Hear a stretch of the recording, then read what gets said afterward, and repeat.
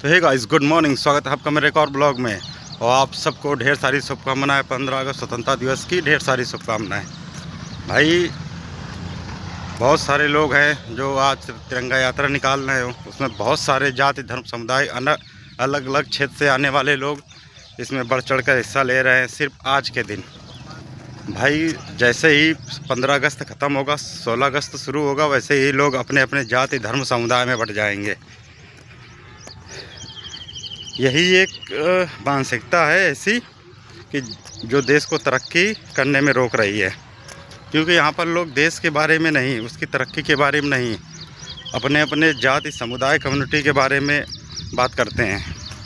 वो किस जात का है, वो किस धर्म से है, वो क्या करता है, वो कौन लोग हैं, वो कैसे हैं, कैसे क्या हैं, सिर्फ यही बातें होती है।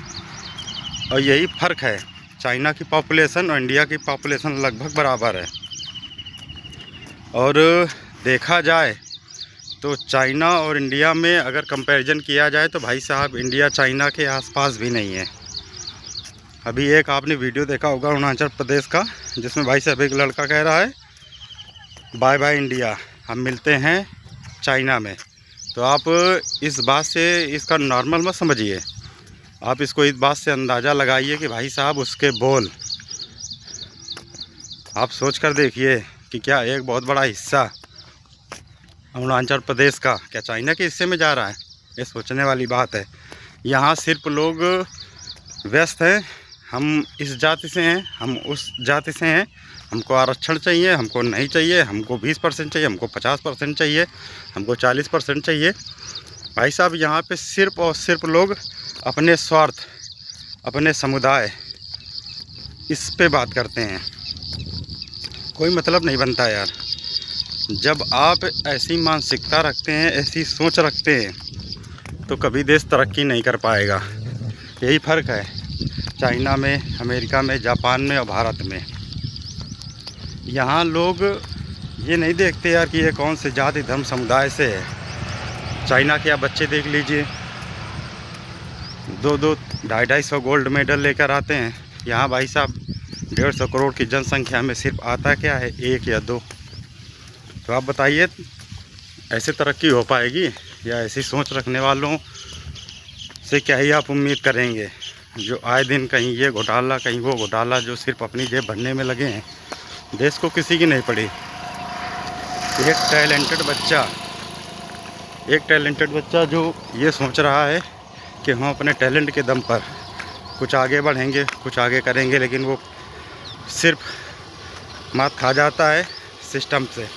सिस्टम ऐसा, अभी पुष्कर सिंह धामी ने एक जनता दरबार लगाया था, उसमें एक बच्ची थी, वो कह रही थी मुझे नेशनल ताइक्वांडो के लिए सिलेक्ट किया गया था, लेकिन मेरा सिलेक्शन नहीं हुआ।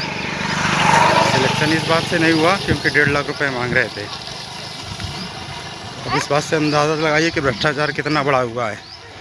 भाई साहब, उसको नेशनल खेलना था और 1.5 लाख रुपए बहुत होते हैं।